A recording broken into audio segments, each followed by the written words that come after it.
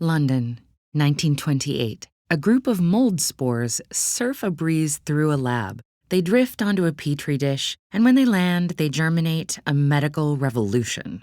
This lab belongs to Alexander Fleming, a Scottish scientist investigating the properties of infectious bacteria.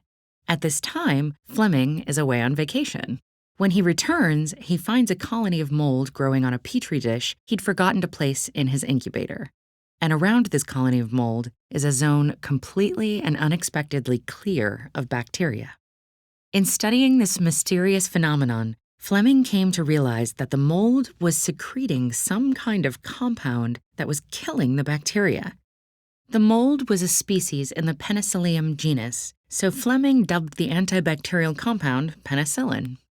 What Fleming stumbled upon was a microbial defense system. The Penicillium mold constantly produces penicillin in order to defend itself from threats, such as nearby bacterial colonies that might consume its resources. Penicillin destroys many types of bacteria by disrupting synthesis of their cell walls. These walls get their strength from a thick protective mesh of sugars and amino acids that are constantly being broken down and rebuilt. Penicillin binds to one of the compounds that weaves this mesh together and prevents the wall from being reconstructed at a critical phase.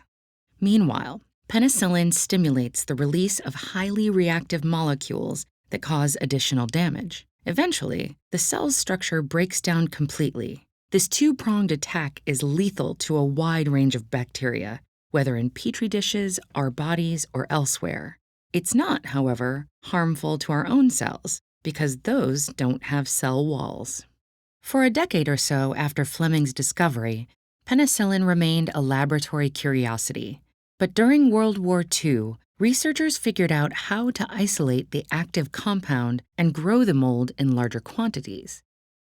They then went on to win the Nobel Prize for their work.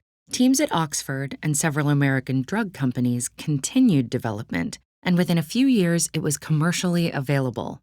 Penicillin and similar compounds quickly transformed the treatment of infections. For the time being, they remain some of the most important life-saving antibiotics used in medicine.